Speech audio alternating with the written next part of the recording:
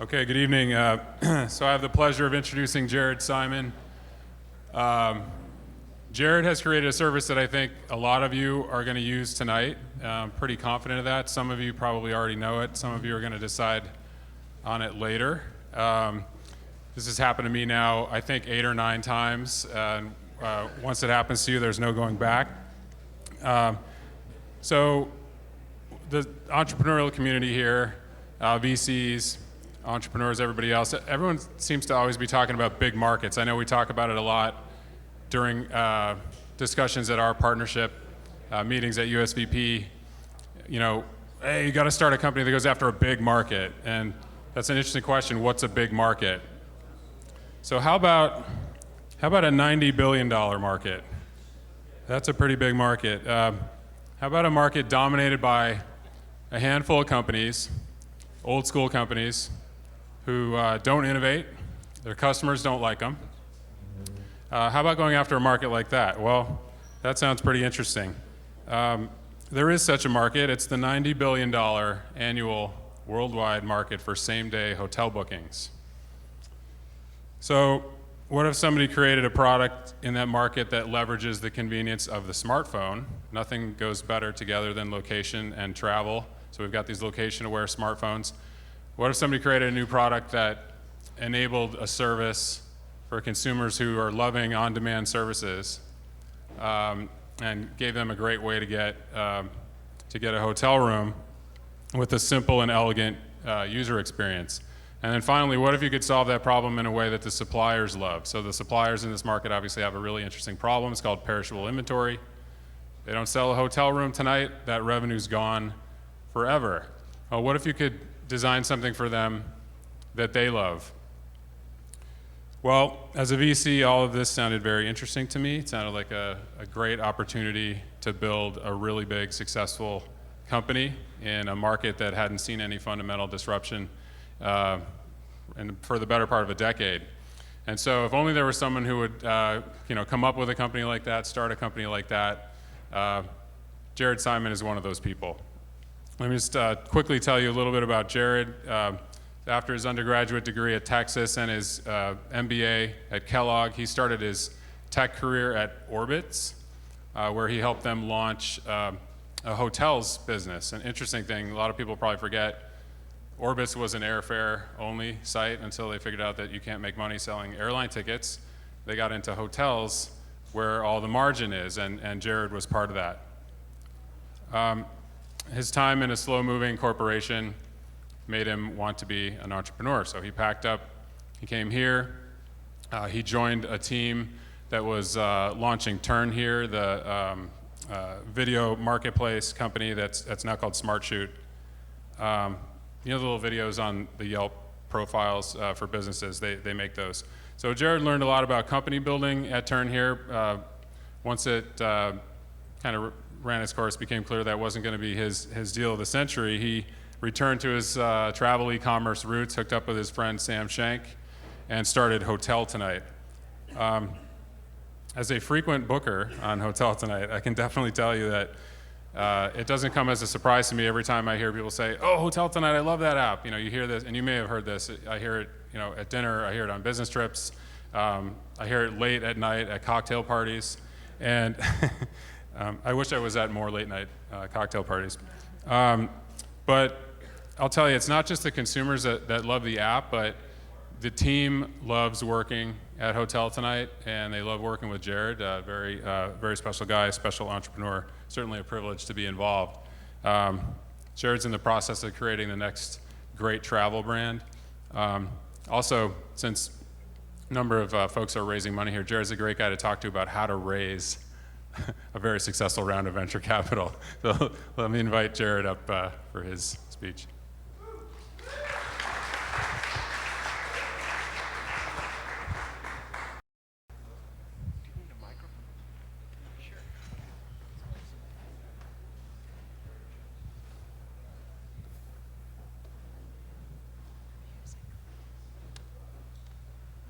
Well, thanks. Thanks so much. Thanks to Bambi and the folks at Vator for inviting me here.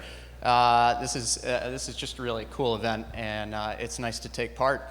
it's an honor to take part, to be honest. And when they first asked me to come and speak, my first thought was, well, they've got such a caliber of speakers historically coming to this event. I'm hardly worthy. I'm sitting here still learning my way around. And what have we really accomplished at Hotel Tonight? And I realized, the reality is, and I realize that I'm probably dating myself with this image. I don't know how many people actually have any idea what this is, but the point is, this was Alec Baldwin talking about how you got to always be closing and you got to be a hustler. And there's no doubt that as entrepreneurs, you got to be hustling, and that's probably the first order of business. You're always hustling all the time. But what I've realized is what really makes a special entrepreneur is not only a hustler, but someone who is always learning and always open to learning and always learning new things and always listening to whatever the feedback is and whatever anyone else is saying. They're taking that in and they're producing creative ideas based on that feedback. And so it occurred to me that I've got, I'm learning, I'm always learning, and I'm very open to learning, and there are things that I've learned along the way. There are things that I still have yet to learn. So with that in mind, what I thought about doing was talking about lessons learned, but not only those lessons I learned before Hotel Tonight that have allowed us to be, have some success, but also lessons that we unfortunately didn't learn before Hotel Tonight and have learned along the way and through mistakes that we've made at Hotel Tonight. And I thought that might add a little bit more credibility to my getting up here and waxing poetic about things that you guys should learn. So first off, lessons successfully applied. We, the three of us who started Hotel Tonight, all had the benefit of having started companies before this. We've been in startups, we've been in large companies, we've done several things, and we've learned a lot about how to do things and how not to do things. And we were fortunate to be able to take all those lessons, and really they culminated in the experience at Hotel Tonight, and a lot of the decisions we've made have been very, very deliberate based on that experience. So for starters, there is no question that a product vision is very important to starting a company. You probably need to start there. You need to have some idea of what you're going to do and what problems you're going to solve. But I would argue that right after that, you got to have a cultural vision for what your company is going to look like. Too many people you hear about just starting to hire and starting to build a team, and then they stop maybe 6 months or a year or 5 years later and think about how they need to retrofit that team to fit some sort of cultural vision that they were trying to create, or that they should have been trying to create all along, and that's extremely difficult. We made decisions early on, very, very deliberate decisions. We came up with a cultural vision that we wanted to apply. We came up with values that were very important. We wanted to create a company that we were going to hire the best and the brightest, and those people were going to look back. These were people that were going to go and build big things in their career after Hotel Tonight or at Hotel Tonight. And they were all going to look back on their career, over their entire career, and reflect on their time at Hotel Tonight as the best time of their career. No matter what the best time of their career means. It could mean they had the most fun, they learned the most, they were most challenged, they worked the hardest. Whatever it is, that's what we wanted to do. And so in order to do that, we had to be very, very deliberate about how we did this and how we set this up. We made decisions that didn't make any sense, especially in the travel industry, like we could have poached people from around all the travel companies, poached people to manage relationships with hotels. These people would have hit the ground running. It would have been very efficient. But we knew we were entering an industry where, there isn't a single hotel on earth that likes working with distribution sites, Expedia, Orbitz, Priceline, whatever it is. They've created an environment of pure sort of hatred. And we didn't want to be anywhere near that. So we weren't going to hire people from around these companies. We decided to hire smart athletes who had no idea what they were doing, weren't involved in Hotel Tonight, or weren't involved in travel at all, because they could come and think different and set up a new way of doing things. We also put them all in San Francisco instead of, like everyone else does, put them all around the country so that they can wine and dine their hotel hotel partners and whatnot. We put them all here, which is crazy, totally inefficient, but it helped us foster a culture. It helped the people feed off each other, and it really created something that is special in the industry. And I think that if you ask anyone in the industry who works with us or any of our employees, it's clear that that has worked. I don't know what this is. This also dates me because apparently people know what this image is. This was something that our employees did to mimic something in pop culture that I am not aware of. What's it? Maybe. Could be. I don't know. Uh-oh. Oh, there we go. Okay, second thing we've done is we've been very, very careful to not hire until there is a clear need and we're in the middle of that need. And this doesn't just apply to hiring, it applies to adding resources in general, whether it's building technology or adding people or whatnot. What we've found is that what you can guarantee if you hire people in anticipation of some future need is that you're going to make the wrong hire. Or if you build some technology in anticipation of a future, sort of you set up all this infrastructure in anticipation of something in the future, you're going to set up the wrong infrastructure and you're going to need to change it. So we've been very, very careful about forcing ourselves to not go hire a bunch of people in anticipation of something. We wait until there's a need, and once there's a need, we know exactly who we want to hire, and we go after them hard.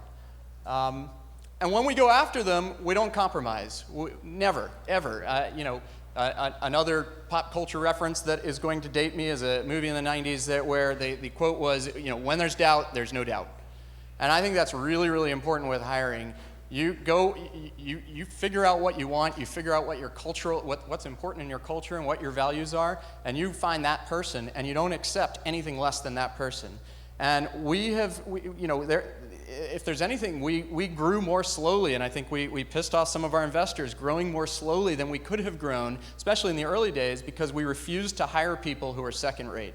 And we refused to hire people who could have some impact on our cultural sort of balance or any sort of balance down the line that we wouldn't like. And instead, we allowed ourselves to grow more slowly, potentially, than we could have if we had just gotten bodies in here. But it was the right move, and it's worked out well for us. Same thing applies to investors. I think that we have been incredibly fortunate to have built an incredible team of investors around the table, and I say that not just because Rick is here, but because it's true. Rick didn't mention the fact that the first time I met him, I immediately spilled a beer on him. And I think that the fact that he came back and was willing to talk to us, that is the kind of thing, it's fostering these kinds of relationships that is really important, because if he had reacted poorly when I spilled a beer on him, we go through some periods of time and some events that are pretty stressful. I don't know how he's going to react during those kinds of periods of time. And I think that we've been very deliberate about how we've brought on investors. And even in our most recent round, we just closed a round about a month ago, and the folks who led that round were a hedge fund who had never led a private company round before, never done anything like this before. They'd been incredibly successful in public company investing, and that's the expertise we wanted around the table, and we were willing to take a risk with them. In fact, they weren't even giving us the highest valuation of all the investors who were offering to give us money. And I think that that demonstrates the point that it is really important to get the right people around the table, no matter what. All right. It's not immediately apparent what shipping product has to do with Van Halen, but I will explain. One of the things I'm most proud of that we did, that I would suggest that everyone think about doing, is you hear about these companies that build in stealth or build beta or whatever, and it's in beta or stealth for years and years, or however long before they're willing to get out into the open. That's crazy. We forced ourselves to build the entire product in 10 weeks. There were 3 of us. We built an entire back end, an entire front end, and built hotel relationships in 10 weeks, enough to get to launch. We didn't raise a dime before that. We bootstrapped it until then, because we knew that by getting, if you imagine, this was 3 years ago, and we were talking about launching a mobile app that was focused on commerce. There was none of that at that point, and it was focused on same-day hotel bookings. No one had ever done anything like that at that point. We knew that when we went and talked to investors, we knew we had something here, but we knew when we talked to investors and anyone else, we weren't going to get a whole lot of traction until we could show them that there was something out there that was working. And so we did it. We started in September, and we launched in December, and it was an incredible achievement. And as a result, our discussions with investors went very, very well after that. And I would suggest that everyone force themselves to ship as quickly as they can. Get something good out there quickly. It's the only way to tell whether you've actually got something. All right, as you're working through all this, remember to be open. The first point I made in the beginning, be open to ideas from anywhere. There's a classic example of Amazon Prime that the idea was generated by a developer at Amazon. It didn't come from any other sort of any sort of big strategic source or anything like that. And there are all sorts of, the industry is replete with examples like that. For us, we make sure, you in the stages of the company, the stage that most entrepreneurs are in, like the entrepreneurs who have been presenting all day today, the stage that they're in is in the stage where you're not getting a ton of phone calls, you're not busy with email. You can sit and really think about how to innovate and how to do really interesting things. Then you get into this situation where all of a sudden you've got some traction. You're too busy to do anything else, and you can't think about innovating.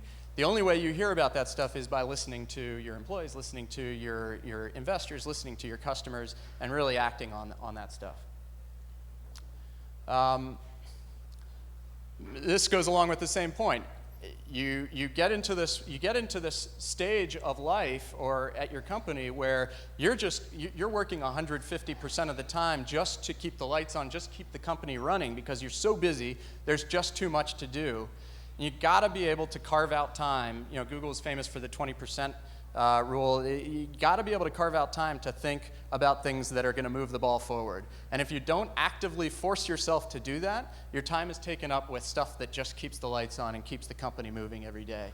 It's important to do that. We started a program called HT Innovations. Actually, that was the idea of an employee, where employees are given space and room to work on projects that are long-term projects. They're given budget. We recently launched a new product called the High Roller product, which gives you the ability to book really, really discounted, super amazing suites at amazing hotels around the country. That was the idea. That was an idea that came out of HT Innovations, and that's an example of moving the ball forward. That wouldn't have happened if we hadn't given employees the space to do that. I know that data is super important when you're building something, and you gotta trust the data, and you gotta look at the data, and you gotta react to the data and whatnot. But if you're innovating and you're starting something brand new, in a lot of cases you don't even know how to read the data. You don't know what the data means, and it's really important. If you're really starting something new, it's got to be a gut. There's got to be a gut feel that what you're doing is the right thing. Our big epiphany was when we started hearing from customers early on that they were using Hotel Tonight as a time waster app in line at the checkout stand to go, browse through cool hotels and just get inspired. That was pretty incredible to us, but we realized, and maybe, to the extent you guys have ever looked at Hotel Tonight, you might have recognized that we spend a little extra time taking beautiful photography. We spend a little bit of extra time writing really interesting copy about our hotels, and we do that because we want the app to have soul. And we do that because more than 50% of our bookers tell us they learned about us from a friend. And the only reason they do that is because the app has soul. That doesn't happen at Expedia. And there's no data that's going to prove that. There's no way we would have made that decision had we just trusted our analytics data. We had to go on gut. As a startup, you've got to remember that you're going to have to break some things, and you got to be willing to ask for forgiveness rather than asking for permission every time you do this.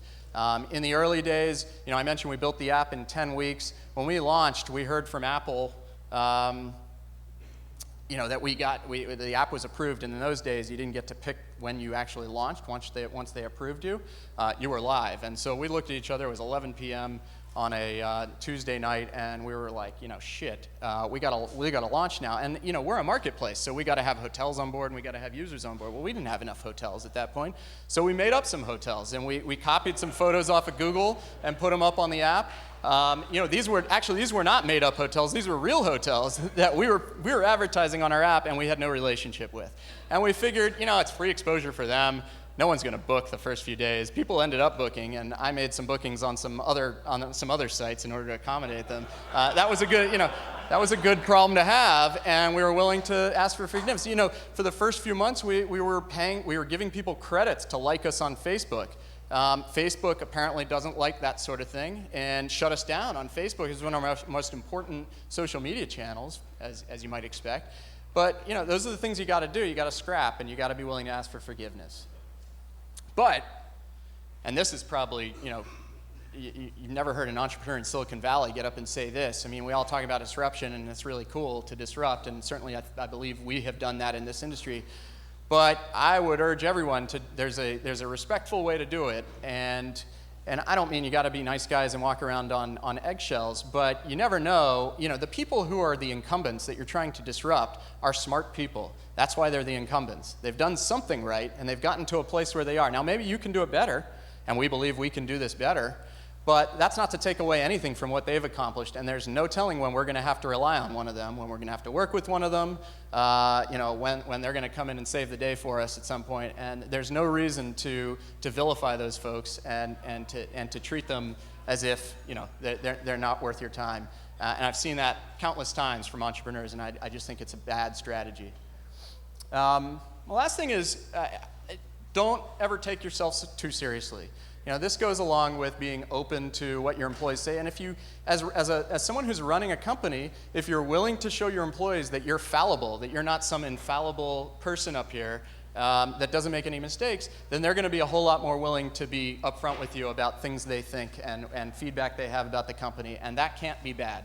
But if you take yourself too seriously and believe your own bullshit, this is an echo chamber. If you believe all that stuff about yourself when you get to be successful, you're going to start to convey this attitude that I can do no wrong, and you're not going to hear any feedback, and that's not a good thing.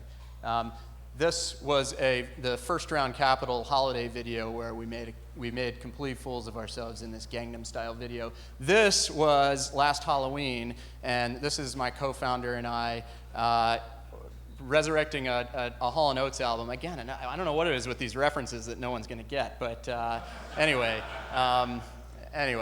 willing to make fools of ourselves. Now, of course, we're still learning. And this is the part where I'll talk about some mistakes we've made, and so give me a break. I don't think many people get up here and talk about the mistakes they've made. The first thing is you want to ship quick, like I said, and so you got to ship a minimum viable product, but that doesn't mean you're going to ship crap. What you want to do is you want to strip out features that are extraneous and build to the highest degree of quality you possibly can. And we made this mistake. For instance, we launched our iPhone app initially using the Titanium framework, which allowed us to build really, really quickly, but build a beautiful app.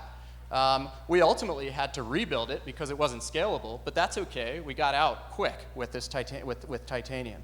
On the Android side, we were convinced that it was better just to go out with a web app rather than a native app. That would get us out quickly, and we wouldn't notice any sort of quality issues. And that was totally wrong.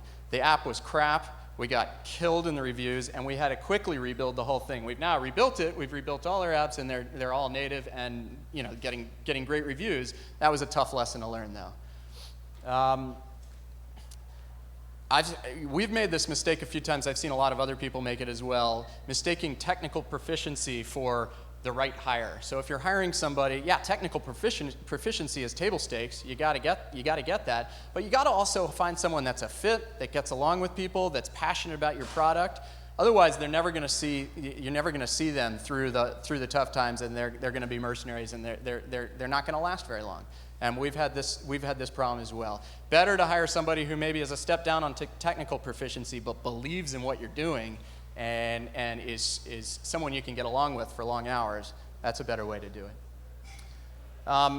We talk a lot about sort of the Netflix HR model where you fire fast and there's a hard curve and you get rid of people very quickly, and it builds morale for everyone that's left. And that's true, and we tried to implement something very strict like that, and we learned very quickly that probably even Netflix doesn't really do it and doesn't adhere to that strictly. You got to be fair, and you got to give people notice, and you got to give you want to clear out dead weight, and you want to keep only the best people, but you also want to worry about morale, and you don't want a culture of fear. And we've gone through periods where we had this culture of fear at Hotel Tonight, and in the last 2 years we've changed that all around and have created a much more open environment that rewards people who do well and clears out people who don't. But is a much better system, fairer system for everyone. I hate titles. I don't think titles are important at all. But I've learned that when you're all going to be in this situation where you are trying to hire somebody who you absolutely need, it's the most important hire you've made, and that person convinces you that they've got offers from everywhere else as well. And they say, you know what, if you hire me, I will choose your company if you give me this huge responsibility that I am not at all ready for. And you might be convinced to make that trade and give them that role that they're not quite ready for. We've done that. And what happens as a result of that is if your gut is telling you they're not ready for it, they're not ready for it, and they're not going to succeed in that role, and that result is not good, because there's not much you can do at that point other than part ways, and that's no fun. Here's the frightened woman again who is overwhelmed, and I made the point earlier that that you don't want to hire until you're in pain. But the one example that I've learned where that might not exist, and this is actually something I've been convinced of by our investors, is as someone who's running a company, you are loath to give up the reins to other hire other senior executives for your company. For whatever reason, you're afraid they might spell cultural, they might create cultural imbalance, they might not be as good as you at the job, whatever it is. Senior executives and people with very, very specific talent like that are people that you want to hire a little bit more quickly than everyone else. I mean, when I say don't hire until you're in pain, I mean don't throw bodies at problems just because you think they're going to be problems. But in terms of senior executives, we've learned the hard way, and at this point, we need more senior executive help, or we have over the last 6 months, and we're shoring it up now. I wish we had done that sooner. And that's my lessons for the day. I'm still learning all the time. I'm interested in learning from you guys. I'm interested in learning from everyone. If you have feedback about Hotel Tonight and what we can do better, I'm really interested in hearing it. And if you like the environment that I've described at Hotel Tonight, we are hiring like crazy. Talk to me. I'd love to chat with you. And thanks so much. Jared, do you want to do some, we have time for some Q&A. Oh, okay. So does anyone have questions?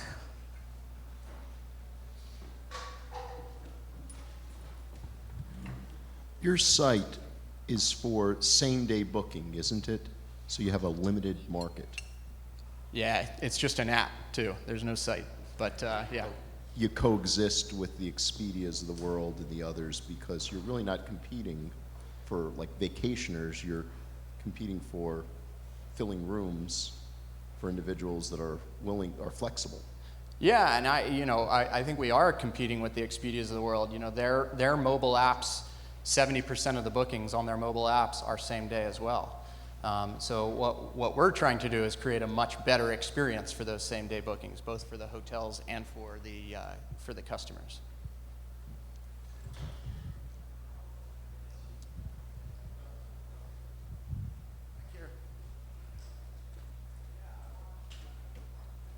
I have sort of two quick questions. One he just reminded me of, which is, do you think that you distinguishing yourself as being about creating the better experience for the same day is what allows you to do it better?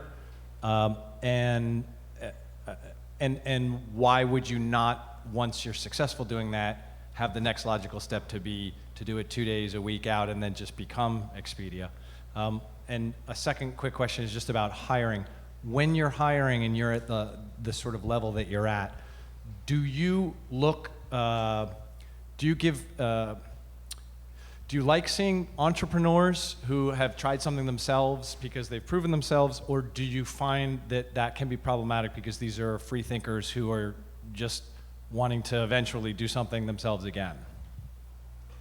So on the first question, yes, we do believe the fact that we have created a better experience for same-day bookings is what allows us to be more successful for same-day bookings. So hotels that we work with, and we work with thousands around the world, who put similar offers up on, say, any other app from any other hotel booking company and ours, always get more bookings from Hotel Tonight same day. And that's against some folks who are pretty big and have a lot of resources. And the reason is because we've created a brand around just this. And we've created an experience that's tailored and optimized for just this use case. And that causes people to want to book on Hotel Tonight. It causes hotels to want to give inventory to Hotel Tonight. We think that virtuous cycle has worked out really, really well for us.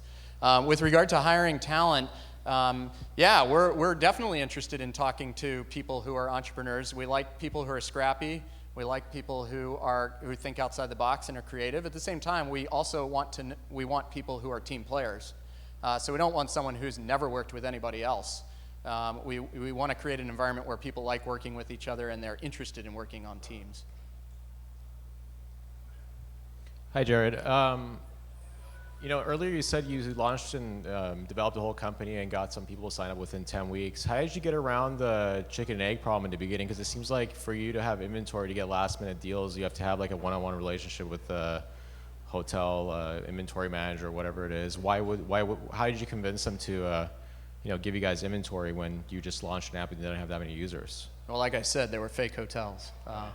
No, we'd all been in the industry, and we knew what the pain points were for hotels in managing inventory on other third-party sites. And so we created a tool, just like the app that we have. I mean, if you've ever seen our app, it's pretty simple to use. It's 10 seconds, and you're in and out. On the hotel side, the tools we created for them to manage our inventory were the same way. So there was very little investment they had to make.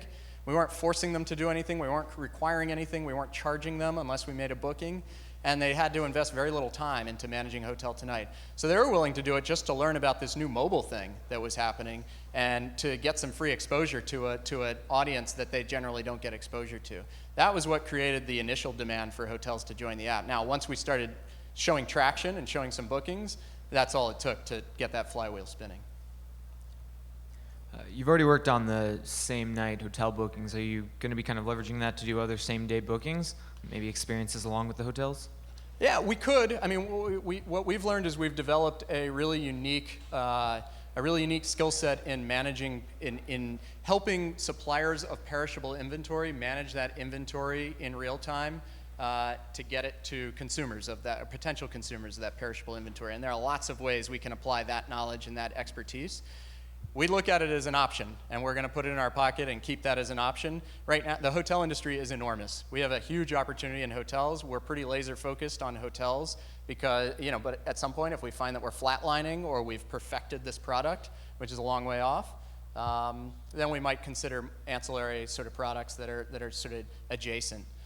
It's a nice option to have when we need it. We don't need it right now. Hey, Jared. I've been using the app from the very beginning, and I love it. Oh, thank you. I actually stood in front of the Clift Hotel about 2 weeks ago, booked it, and then walked in. Nice. I was there before the fax came in. Nice, nice. But my question is in the beginning, is there any one decision you made that you credit initial traction to? Like any one sacrifice that you made that you think really helped you along early on? Oh yeah, easy answer. It's this notion of forcing ourselves to build this thing. I mean, we basically built something that replicated an Expedia for all intents and purposes in 10 weeks. It is a monumental achievement. There were 3 of us.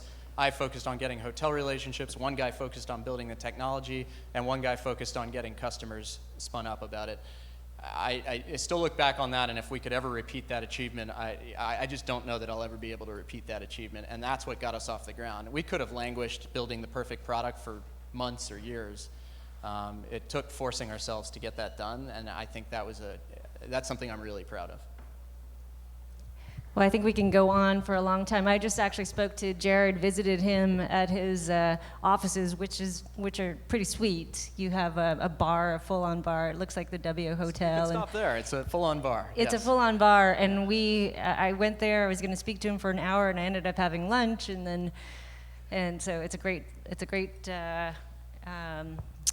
great office space. But also, we have an interview on Vator News. It's about 30 minutes with a tour of his office, so there's lots of questions there that we went over, so check it out there, and I think you're going to hang around, and Definitely. if anybody wants to talk to you after this is over, but thank you so much, Jared. There's your bread and butter My pleasure. one. Thank you very much. This is great.